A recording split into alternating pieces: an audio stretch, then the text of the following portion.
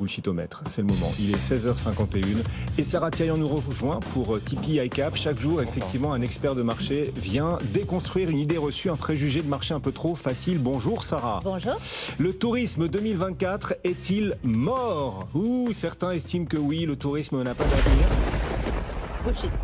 Vous entendez le tonnerre? Ouais. Vous le voyez, pour spéciaux. ceux qui nous suivent à la télé, il vient d'y avoir un énorme éclair. Effectivement, bullshit. Sarah lance son éclair pour expliquer que cette idée selon laquelle le tourisme c'est du passé, le tourisme en bourse c'est fini, pour vous cette idée elle est bullshit. Bullshit.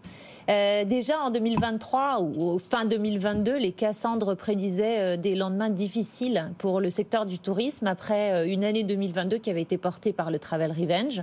Et puis, alors qu'on voyait se dessiner effectivement cette baisse du pouvoir d'achat, eh bien, il n'en a rien été. Le secteur du tourisme s'est très bien porté. Les Français n'ont jamais autant voyagé. Et la tendance ne se dément pas puisque sur les derniers indicateurs français que l'on ait, juillet et août, on voit que les RevPAR, donc le revenu par chambre disponible, a progressé sur juillet-août de 20% quasiment par rapport à 2019. Et pour autant, les taux d'occupation n'ont baissé que de 2% par rapport à 2019.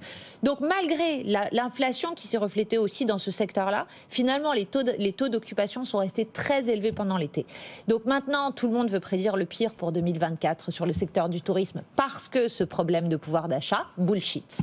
Bullshit à vos yeux. Enfin, le problème de pouvoir d'achat, il existe malgré tout. L'inflation est là. Il y a de moins en moins d'argent. Le matelas financier qu'avaient accumulé beaucoup d'Américains, par exemple, et aussi des Européens, bien sûr. Pendant le Covid, ce matelas, il est en partie consommé désormais. Vous ne pensez pas qu'effectivement, les gens vont de plus en plus trier dans leurs dépenses, montrer sélectifs au détriment de leurs dépenses dans le tourisme ? Pour l'instant, non. On voit des choses assez étranges. On voit effectivement des baisses de volume dans l'alimentaire qu'on n'avait jamais observées avant. Et parallèlement et dans le même temps, on voit que la restauration hors domicile se porte très bien et que le voyage est au beau fixe. Alors, on en avait déjà parlé ensemble. Est-ce que c'est un vrai paradoxe ou est-ce que c'est un changement de priorité? Pour moi, c'est un vrai changement de priorité. Les gens ont complètement changé pendant Covid et c'est vrai qu'ils font des arbitrages au sein de leurs dépenses, mais plus comme avant. Et en fait, ce qui est discrétionnaire, c'est pas forcément ce qui est non essentiel. Et en fait, peut-être que les vacances, c'est devenu essentiel. Les gens ont compris ce concept de we only live once. Et en fait, ils ont envie de profiter de leur vie. Elle est toute petite, Covid l'a montré. Donc, ils ont envie de partager des moments ensemble. Ils ont envie de découvrir le monde, de se créer des souvenirs et donc de partir en vacances. Ouais. Il y a un grand voyageur à vos côtés, c'est Julien Marion. Julien vous interroge, ça. Oui, Sarah. Alors, oui, vous parlez de changement d'habitude des consommateurs, mais il y a quand même le Flixkant, cette honte de voler dans les pays nordiques. Et justement, les changements de consommation, vous ne pensez pas que le transport aérien, le tourisme, risque de pâtir justement de cette empreinte carbone? Merci Julia, parce que je n'arrivais pas à le dire dans la bonne langue, donc moi j'appelle ça le flight shame. Vous avez raison. Et c'est une idée effectivement qui a émergé pendant Covid, selon laquelle les gens allaient moins voyager en avion par souci éthique et pour des raisons environnementales. Et là, les plus pessimistes ont imaginé le pire. Et en 2019, on avait des analystes qui prédisaient une division par 2 des estimations de croissance du trafic aérien avec ce phénomène-là. On est en 2023, la Chine n'a réouvert qu'en début d'année et pourtant on va retrouver les niveaux d'activité de 2019 en 2023. Donc le flight shame, pour l'instant, est un bullshit. Ça ne veut pas dire pour autant que ça n'est pas au cœur des préoccupations des gens. Bien sûr, ils ont envie aussi, dans ce changement Covid, de protéger la planète, de voyager plus éthique, d'être plus proche de la nature. Et donc, au-delà de compenser simplement les émissions carbone, ce que proposent de faire les compagnies aériennes ou les tours opérateurs, il va falloir aujourd'hui qu'elles soient beaucoup plus proactives et qu'elles proposent des séjours plus éthiques, qu'elles proposent des moyens de transport qui soient plus éthiques aussi. Le train l'est, la voiture, quand elle est optimisée avec un bon nombre de passagers à l'intérieur, peut l'être également.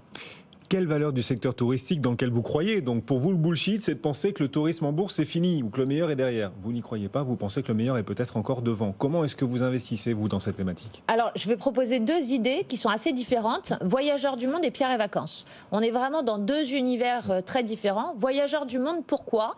Parce que, d'une part, c'est une société qui propose du voyage sur mesure, adressant des clientèles aisées, donc pas très contrainte, effectivement, par ces problématiques de pouvoir d'achat.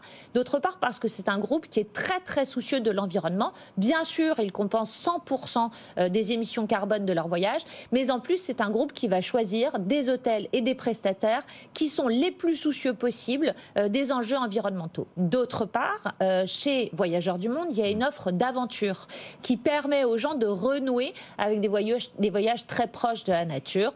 Et donc, je pense que ce groupe-là devrait tirer son épingle du jeu. D'ailleurs, dans les précédentes crises, leur activité a particulièrement bien résisté. Et là, on n'est pas en phénomène de crise, on est juste sur un effet de base et une problématique de pouvoir d'achat. Mais je suis assez convaincue que l'inflation va se calmer. De l'autre côté, vous voulez proposer Pierre et Vacances. Ouais. Parce que Pierre et Vacances, c'est pas aussi luxueux, c'est moins luxe. C'est pas aussi luxueux, mais c'est une valeur qui va très bien répondre à deux critères. D'abord, à une problématique économique de pouvoir d'achat, parce que Pierre et Vacances, c'est un groupe qui propose des séjours qui, pour une famille normale, sont beaucoup plus compétitifs que d'aller à l'hôtel ou dans un Airbnb.